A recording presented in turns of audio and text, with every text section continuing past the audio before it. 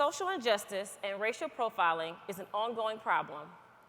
The effects of racial profiling have affected the lives of many individuals, including Trayvon Martin, Renisha McBride, Michael Brown, Eric Gardner, and many more individuals who do not go reported in the media. Today, we are proud to have a panel of individuals who have been overcoming adversity, and we have them here to share their stories. So panelists, will you please come to the stage?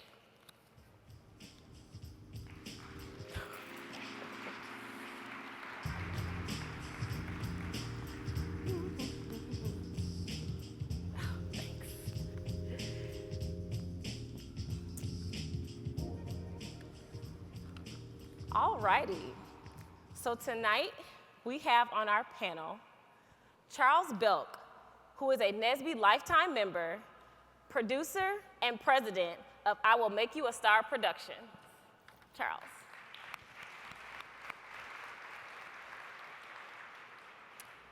We also have Dr. Stephanie Adams, who is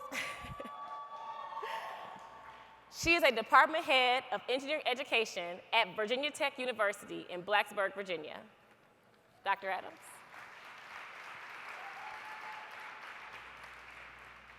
And last but certainly not least, we have Dr. Andrew Williams, who is a professor at Marquette University. All the love, I can hear it. A professor at Marquette University, a John P. Raynard Distinguished Chair and Director of Humanoid Engineering and the Intelligent Robotics Lab. I present to you our panel for the evening.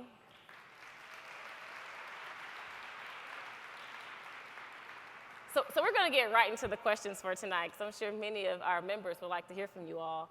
And the first question is, can you give us one encounter you've experienced with social injustice and/or racial profiling, and explain to us how you have overcome that experience?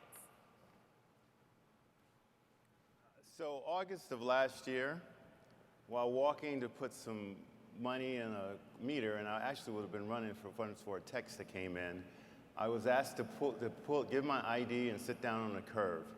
I had been mistakenly identified as the wrong tall black male that had just robbed a bank.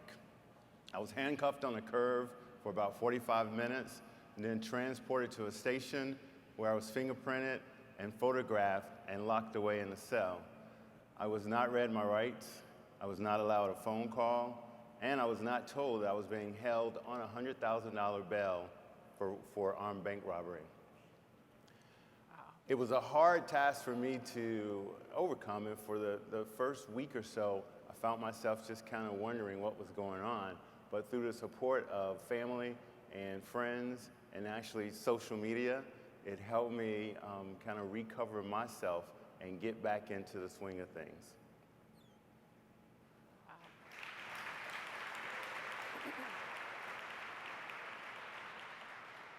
So I think my story is a little bit different than Charles, in that his situation happened on the streets of the towns in which we live. Mine happens in the classrooms and the buildings on which many of us go to school.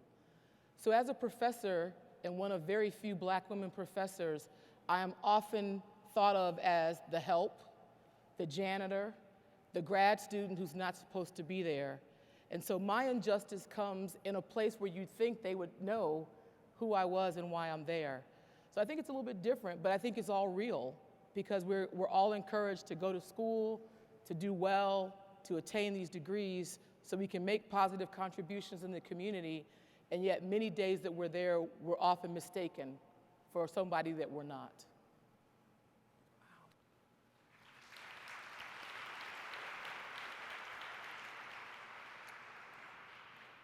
So I recently gave a TEDx talk titled Belonging in Technology, What I Learned from Steve Jobs.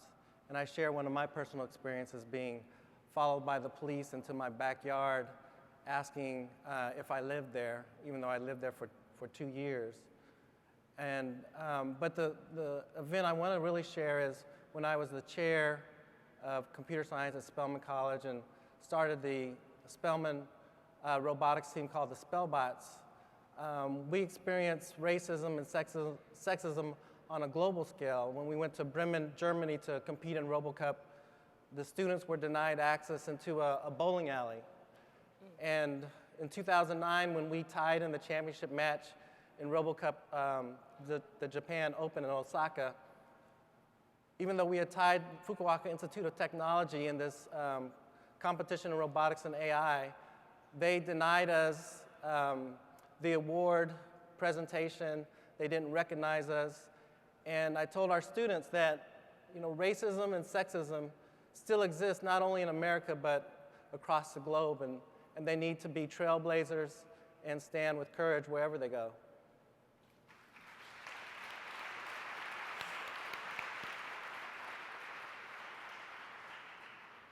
Just listening to your stories right now, it seems like these experiences have been traumatizing in a sense. And so my next question essentially aligns with that. And I'm curious to know if you can express to us, in your opinion, how can we conduct ourselves as students, as leaders in America, in a way to protect ourselves in the future so that we can avoid and minimize the risks of being in situations that put our lives at risk?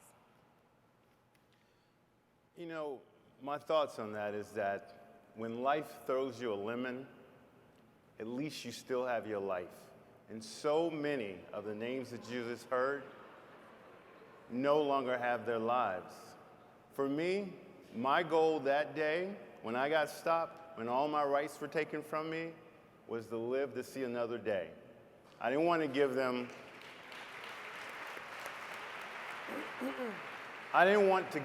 any reason to believe that I was not to cooperate, because the battle that I needed to fight wasn't going to happen out on that curve in handcuffs. It was going to happen the next day. It was going to happen now. And so what I want to say to all of you is that when you're faced with law enforcement in particular, under a situation like that, there's several things that you should keep in mind. You do have rights, and those rights may be taken care of you, but live another day to fight for those rights. Make sure you don't make any sudden movements. Make sure you don't try to touch the officer. Make sure you don't get vocal and want to go off on the officer. Live to see another day, because that lemon that's going to be thrown at you, at least you still have your life.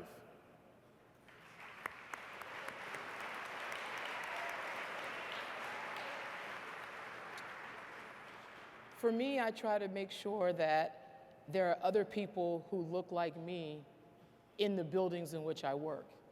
And so I do everything that I can, humanly possible, to mentor, to promote, to hire, and to support others so that there's not just one, and that you become used to seeing me and my cousins and my friends and my nieces and their friends for years and years to come. Because when I think about faculty who taught me at my undergrad, North Carolina A&T, there are some of those folks are still there 30 years later.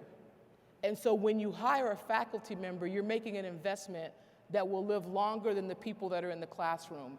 And I think that's the greatest change you can make.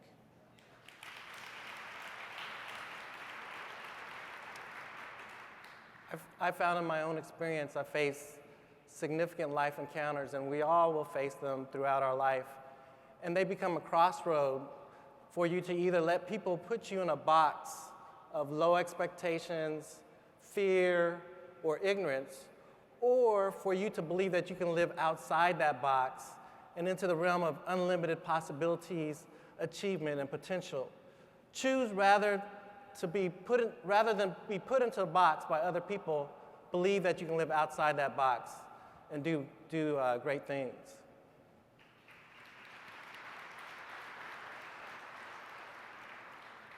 Okay, panelists, I have just one more question for you all, and then I'll allow you all to give some comments and for the rest of the membership. And the last question that I have is, what have you done to make it known in the community that social injustice is real? And how have you used your story to do that? Wow. So after my incident, and once I finally woke up and realized what had just happened, I took to social media and I told social media what had happened. And I wanted folks to be aware of what was going on, because this is happening, what happened to me happens around the country daily. But people keep those stories to themselves. And my goal was to make sure the story got known. There were so many folks that either because they didn't have the voice, because they were in prison, or because they were no longer living, their life had been taken, they couldn't tell their story. And I wanted to be a voice for the voiceless.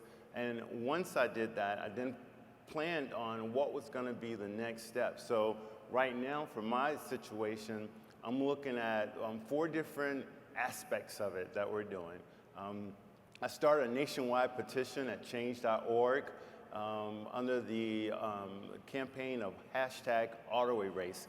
Because in my situation, even though I was let go and told that I was innocent, I still ended up with an arrest record.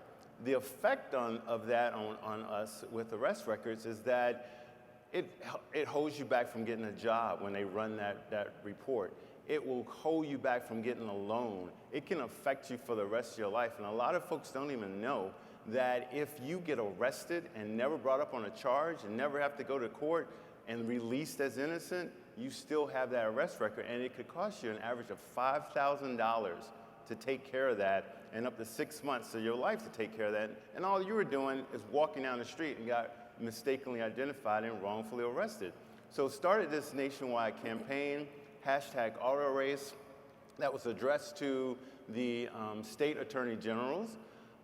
I've been working with the California State Attorney General. They have a regulation or a procedure, administrative procedure in California, that if a law enforcement agency wrongfully arrests someone, all they have to do is send an official memorandum to the DOJ, the California DOJ, and they will erase all that. They're going to issue an official bulletin at my request to all of the state local law enforcement agencies and send me a copy of that, and I'm going to then send that to the other 49 attorney generals, state attorney generals, so that they can do the same thing.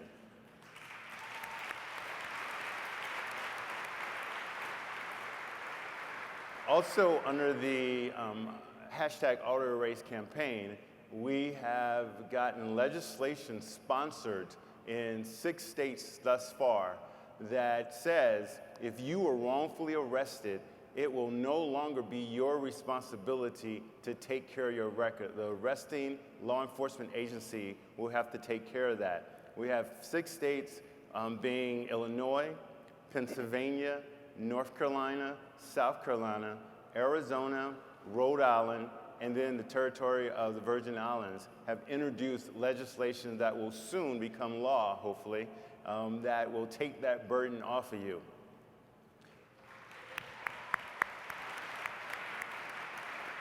That's a big deal in the standpoint that we see a lot of mass incarcerations. We see a lot of young people of color that are falsely identified, mistakenly identified, stopped for no reason, and then they either get in trouble because they're fighting it back or they find something in your car, but then you get into that system. I was really fortunate, but a lot of folks aren't as fortunate, and it's hard to get out of that system once you get in that system. So this one little piece of legislation, when implemented in all 50 states, will go a long way to helping all of us rid that situation of us. And the last thing is that I started a nonprofit called Fitting the Description to help folks that were faced in situation to tell that story, to get that word out there, and to help kind of champion the auto erase movement throughout the remaining 50 states that we haven't gotten legislation introduced in thus far. So that's what I've been doing for the last 6 or 7 months or so. Okay. Thank you.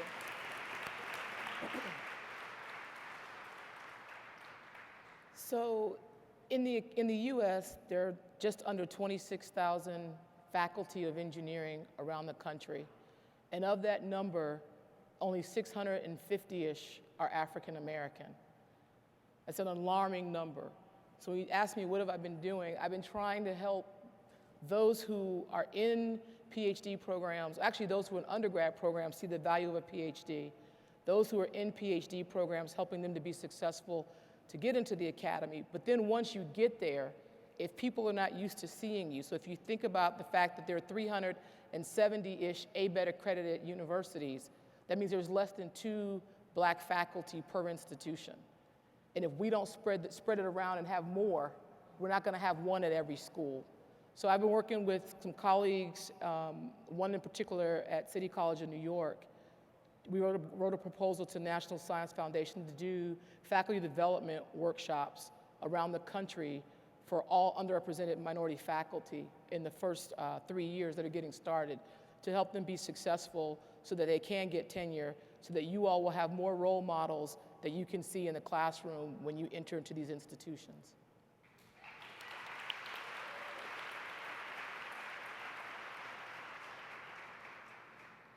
So one of my recent grants with the National Science Foundation is through the National Robotics Initiative. And the National Robotics Initiative is about developing robots that can work in close cooperation with humans to assist them in tasks. And so I decided to work with a colleague at Arizona State University named Dr. Kimberly Scott, who founded an organization called CompuGirls that teaches digital literacy to underrepresented girls. And I'm a PI on our grant called Co-Robots, or Cooperative Robots for CompuGirls, a culturally responsive robotics curriculum for underrepresented girls. And so with that culturally responsive curriculum, we're teaching girls how to program humanoid robots to ethically address social injustice around issues that are important to them and to their identified communities. So we're addressing not only social injustice, but also the big gap in education for young minority women, as well as men, in the STEM education fields. And so that's what I've been up to lately. Thank you. So last, before our panel leaves us tonight, we just would like to know from you all, what are some ways that you can share with us on how we can be successful? And we're all pursuing engineering degrees, and we have some NSBE junior members as well here. What are some ways that we can be successful moving forward in our personal and professional lives? You know, success is measured by many, many different measurements, and it could be measured by money. And I've had the opportunity in my life to make a lot of money, and I found that that still, in my mind, didn't measure success. And I think that for me, at this point in my life, the advice that I would share with you all is, and it's interesting because the last time I was up in front of a NSBE general body, I was in National Public Relations Chair, and I was getting my MBA, and I was up here pleading to the general body to amend the organization's constitution to allow business students, non-engineering majors that had an engineering undergrad degree to be a part of the organization. It's funny that I find myself 30 years later now still trying to change some law somewhere. So whether that makes a measure of success, what I think is that we all owe it to society and to ourselves to make a difference. John F. Kennedy once said that one person can make a difference, and everybody should try. And I invite you to definitely try to make a difference in society.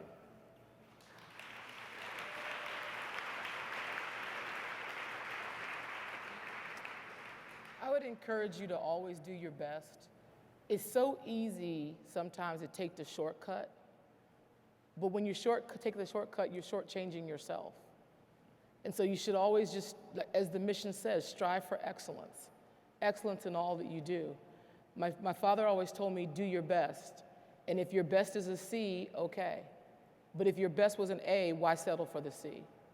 So I would just say, you know, as you go through life, leave no stone unturned, but just always do your best.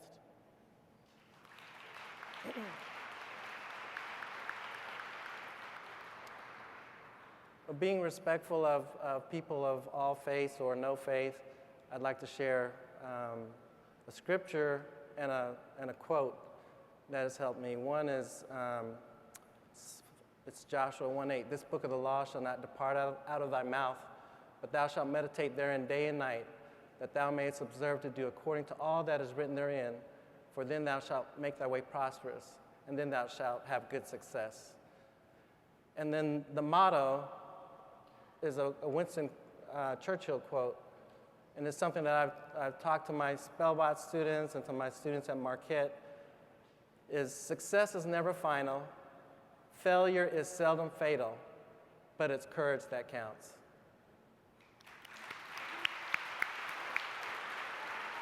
Okay. Well, can we give it up for all of our panelists here today?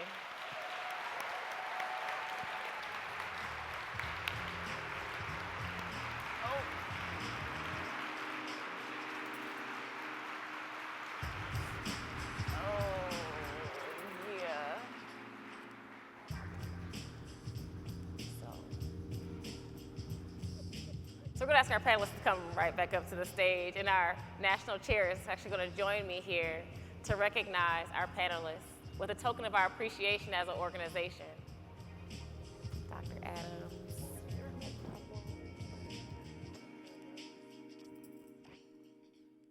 That was awesome.